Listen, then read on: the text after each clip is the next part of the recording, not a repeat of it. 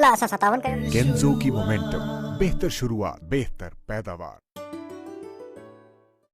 अस्सलामुअलैकुम नाज़रीन, मां आहियां अब्दुल मोमिन जुनू। तव्हां ख़बर ॾियूं था त काज़िमंद लॻल अली रज़ा मोरीअ भरिसां ॻोठ हमज़ो चांडियो जे खोसा प्रांत जी बेवा औरत नाले इनायत खोसो प्रेस क्लब काज़िमंद पहुची प्रेस कॉन्फ्रेंस कंदे चयो त मुंहिंजी बिरादरीअ जा बासर मोहम्मद इस्माइल खोसो, अली नवाज़ खोसो, सरवर खोसो, दिलशाद खोसो, अब्दुल्ला खोसो मूंखे मौतमार ऐं ॻरी नतीजा भोगण जूं धमकियूं ॾेई था ऐं मूं काल्ह उन्हनि बासर माण्हुनि ख़िलाफ़ काज़िमंद थाने ते SHO वहीद शेख अॻियां दाऊं कयूं त मुंहिंजी बिरादरीअ जा बासर माण्हू मूंखे जानी नुक़सान जो ख़तरो आहे ऐं मूंखे घर में हथियारनि जी ज़रूरत आहे, घर में घिड़ी करे धमकियूं ॾियनि था, जंहिं ते SHO वहीद शेख मुंहिंजी FIR काज़िमंद थाने ते दाख़िल कराई। अॼु मुंहिंजो हिकु जवाबदार नाले इस्माइल खोसो काज़िमंद पुलिस गिरफ़्तार करे वरितो आहे ऐं बक़ाया जवाबदार मूंखे मारण जूं धमकियूं ॾेई रहिया आहिनि।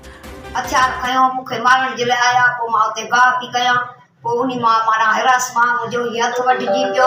अबे खे चवां मां वठी भॻ सुधाऊं कयूं, पोइ मुंहिंजो भाणे जो रोशन, मुंहिंजो भाउ मंज़ूर, उहे अची पता मुरड़ियूं करे वठी भॼी पंहिंजी जान बचाए। मूंसां न जाइज़ आहे, अरबर मूंखे था चवनि तूं इहो असांखे कागज़ खणी आणे जा जो इन जो असां माना न त पोइ तोखे मारींदासीं। मां काल्ह वियसि SHO खे पोतियूं लाहे पेरनि ते विधमि, बा मुंहिंजी मदद कयो। माना बेवेडो ही आहियां मां, ज़रूरु हरू था मूंखे माना धमकियूं ॾियनि मारण जूं, तोखे मारींदासीं, तुंहिंजो पुटु मारींदासीं, असांखे चोरी करे कागज़ खणी आणे ॾे न त तोखे मारींदासीं।